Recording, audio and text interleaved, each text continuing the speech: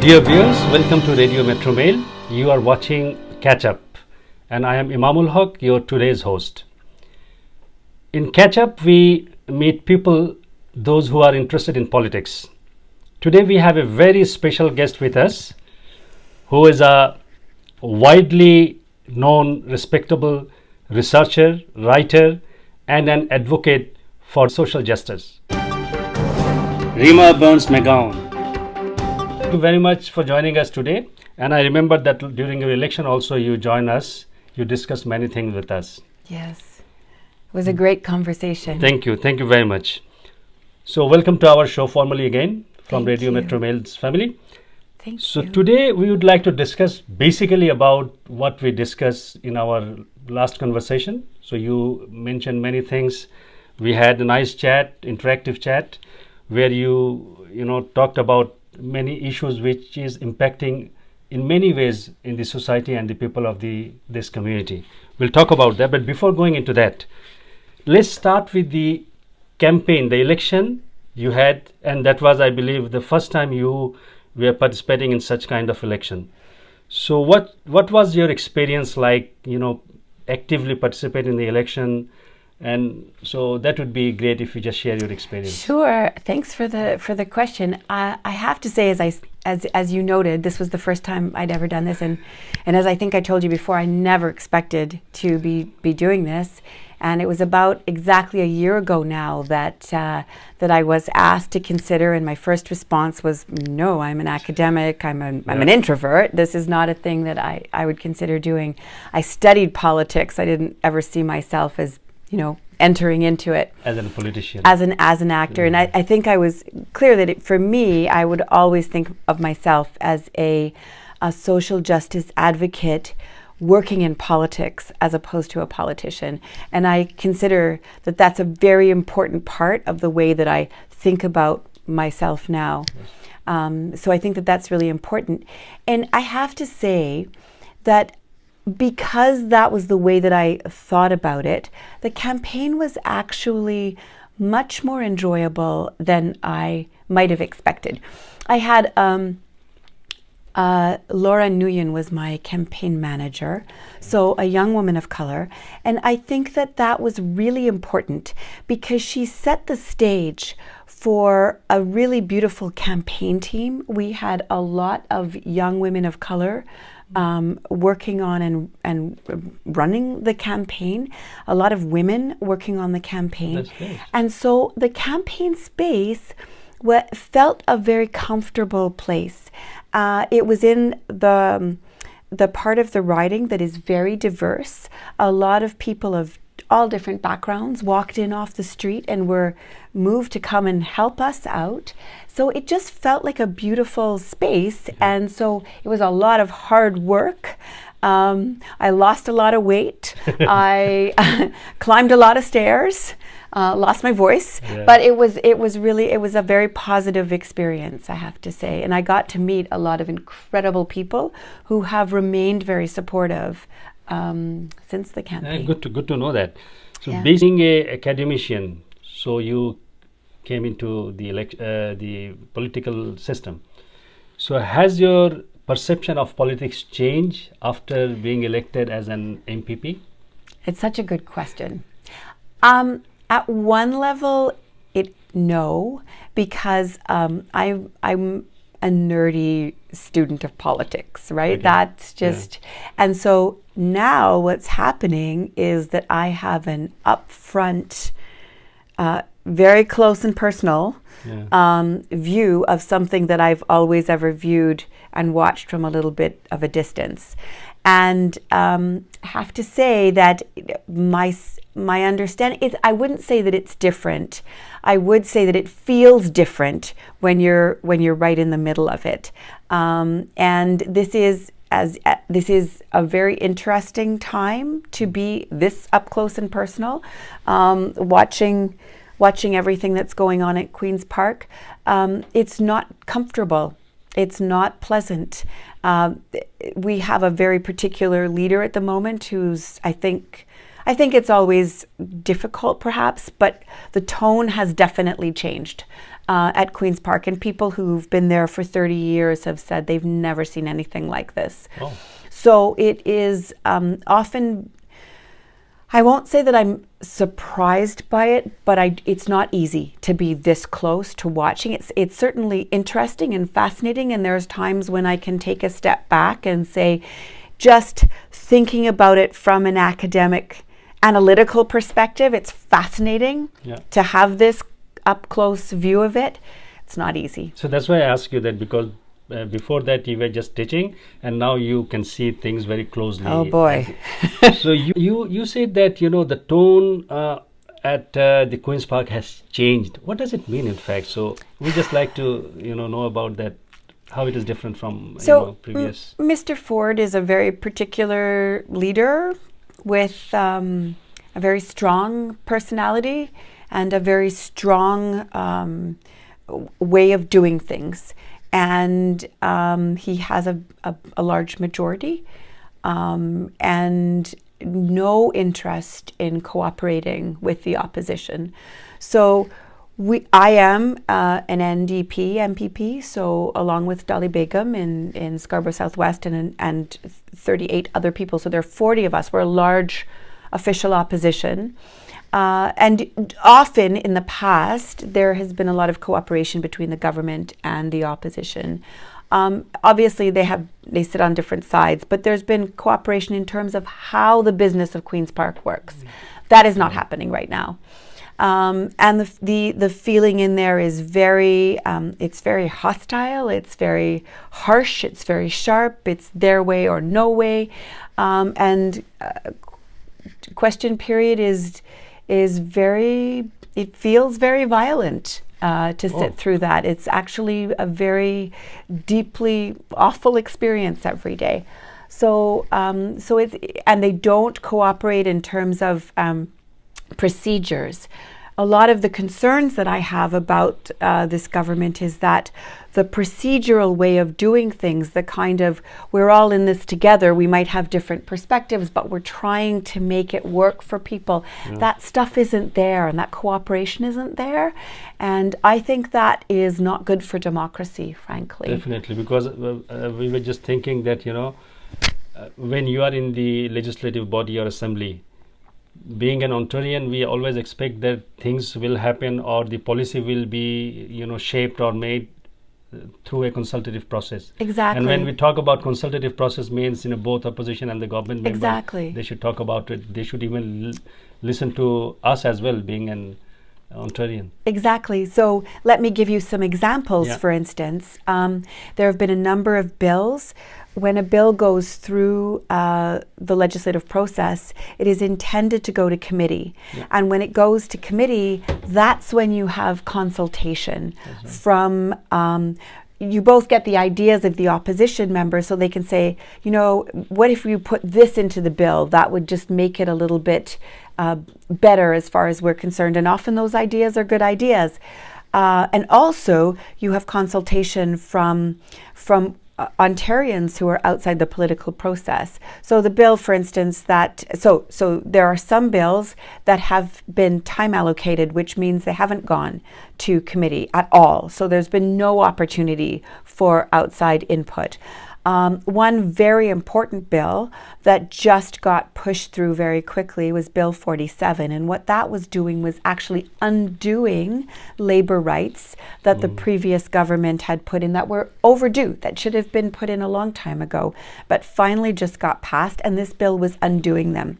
Things like clawing back the proposed minimum wage increase to $15 an hour, making sure that didn't happen, getting rid of the 2 days of sick leave, paid sick leave that people were supposed to have, the fact that people were supposed to be, temporary workers were supposed to be paid and treated the same as permanent workers, getting rid of all of that.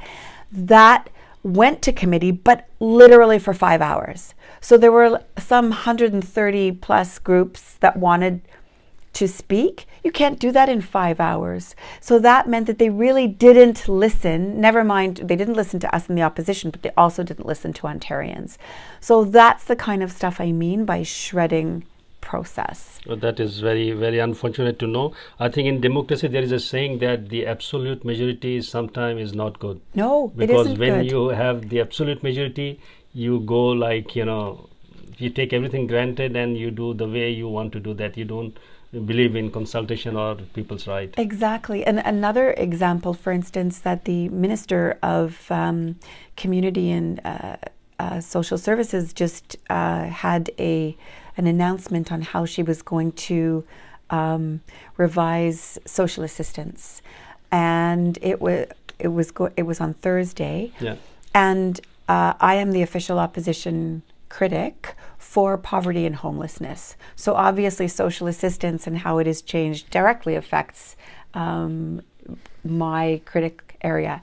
They wouldn't let me into the briefing because they have a policy that only one NDP MPP was allowed in, and the critic for social assistance was already in there, so they wouldn't let me in. It's that kind of shutting down. They have briefings where they won't let reporters ask questions. I mean, it's that kind of really fundamentally anti-democratic process that I, as an academic and as an Ontarian, find really disturbing. That's right. So I think if I just take something from whatever you have said, that I remember during our last conversation in May this year, you mentioned something about the systemic, I have some points from last that you mentioned about that we need to think systemically. Yes. And you talked about the equitable public policy. So where do we stand in such an hostile environment, if I say, where do you stand? Not good. I mean, it's not good. When we talked before, I was expressing why I think that a systemic way of understanding public policy and systemic change in order to ensure that Ontario works for everyone who lives here was really important. And that the fundamental reason that I agreed to run and to be in politics was to put forward on an ongoing basis those ideas. The disturbing thing for me is that although it was never great before, there was often a lot of patchwork thinking and not systemic thinking. It's gotten a lot worse under this government. So one of the things that I find disturbing is it's not just the process with regard to politics, but it's taking away the fundamentals of what makes society work for everybody. Everything from the social assistance net to thinking about, for instance, moving forward with regard to reconciliation with Indigenous peoples, which is really critically important. And one of the very first things that this government did was to stop an exercise in rewriting the curriculum for schools that would have incorporated a more thoughtful history of Indigenous peoples in Canada. Like, they did that within a couple of days of taking office. And that sort of stuff is really disappointing. That said, I think that it means that voices like mine are even more important. Definitely. Because every time I have an opportunity, whether it's asking a question or a member statement or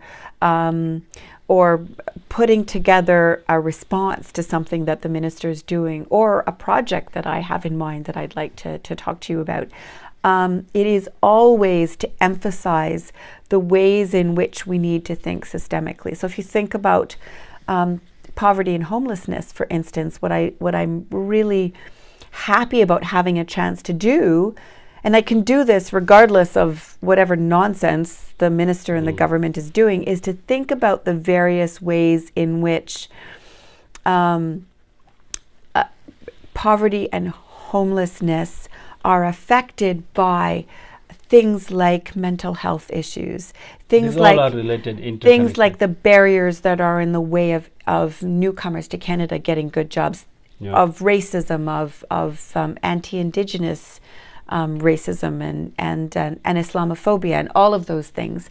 So being able to I can still play that role even from the opposition benches. And so that's something that's really important to me to do. Definitely. I think the one of the aspect or one of the important thing we can think of to overcome this kind of situation is that we can try to engage or involve, or we can ensure that more community participation is there in the political process and the decision making process.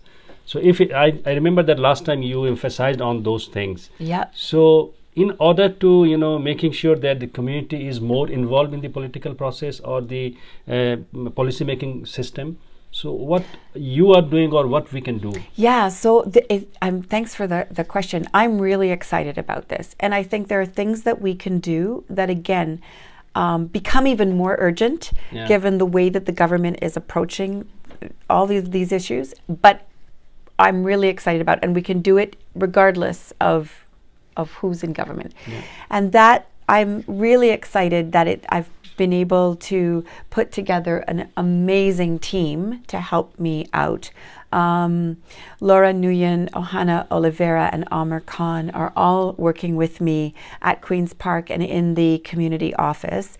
And our whole goal, so we've just been able to sort of consolidate the office, and our whole goal is to be able to do events in the community to bring people out, to help connect people with ways in which they can express themselves, and to organize to push for the changes that are good for community members. So we are determined to help, even if we're pushing against a government that's sometimes hostile, it's really important for people to see that their community pressure is possible and will make a difference. So that's one thing that we're going to do and we're going to do it together with Dolly in Scarborough Southwest. We're going to have community town halls. We're going to help people figure out how to organize and how to make very specific demands and how to pressure government. Thank you very much. Dear viewers, we are talking to Rima Berns. She is the MPP of Beaches-East York. And she's saying something, or she is sharing her experience, how hostile or is not very friendly environment at this moment in the Queen's Park. So this is definitely alarming, condition for us being an Ontarian. So I remember that last time also during your campaign, we talked about child poverty, we talked about the affordable housing, we talked about education and health. And you were at one point, you were saying that, things are quite failing in this system, things are not working the way it should have worked. So now you have additional responsibility because you are sitting in the Legislative Assembly right now. So you must have some strategy to address all these things.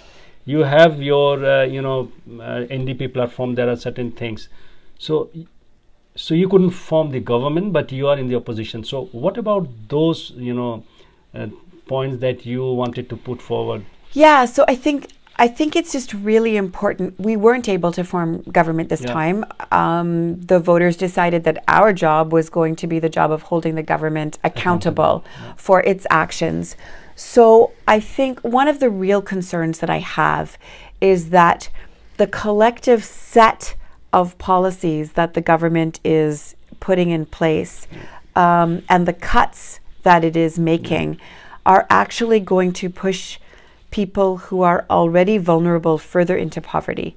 And we're going to see more people struggling with issues like affordable housing, more people struggling to find affordable childcare, more people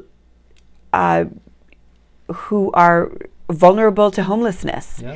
Even our schools are not underfunded. And the schools are very underfunded, as you know, and even the repairs to schools, to the physical buildings that are falling apart. I mean, as you saw, in Crescent Town, literally the walkway crumbled and there was a hole. Thank God there were no children on it or under it or parents or anybody. Thank God it happened on a Saturday morning. No one was hurt.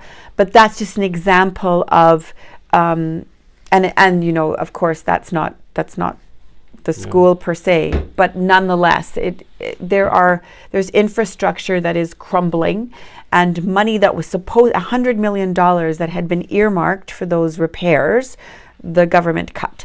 So I think at one level, our job is to keep holding the government accountable and to keep making it uncomfortable for them to sweep this stuff under the rug, which they're trying to do. It's also to help community members become vocal and make their points heard and to amplify their voices. And then also, I think it's very important to be able to lay out to people that there is an alternative, so that 4 years down the road, hopefully, we can become the government and then actually make these changes that we think are so important ourselves. Okay. The Ontarians or the people of your riding, this time they decided that they will elect you. They did their job, they did their work. So they exercised, I'm grateful. and they exercised their power. So that is one part. So now you're elected, you're representing them. So after election, what is their role or how they can help you to perform well?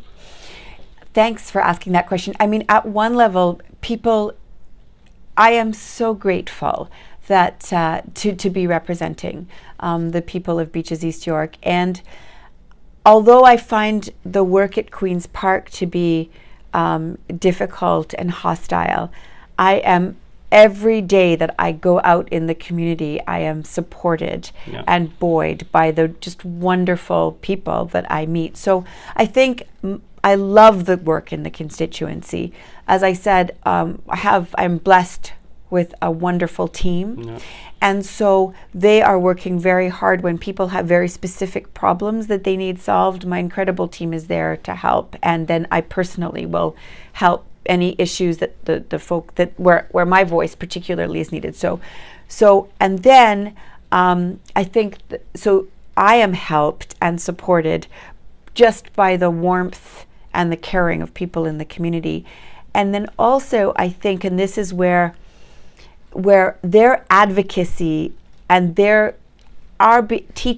are enabling them to amplify their voices and to help them learn how to organize more effectively so that their voices are heard in the political process. I think that's a really important part of my job, and that also helps us. Definitely. So we need a concerted efforts, in fact, in the community. And it has to be something that we all do together, right? To make any government member or legislative member accountable. Exactly. Yeah. Exactly. Now, thank you very much, Rima.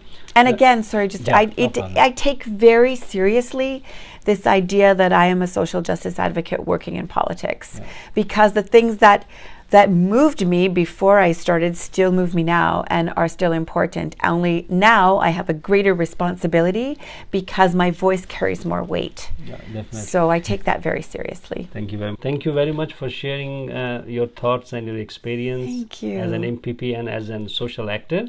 So do you have anything specific to share with your riding, Well, I actually do. And thank you again so much for having me. I love these conversations because you ask really thoughtful questions that allow us to get beneath the surface of whatever is in the news yesterday or today. And it's always a real treat.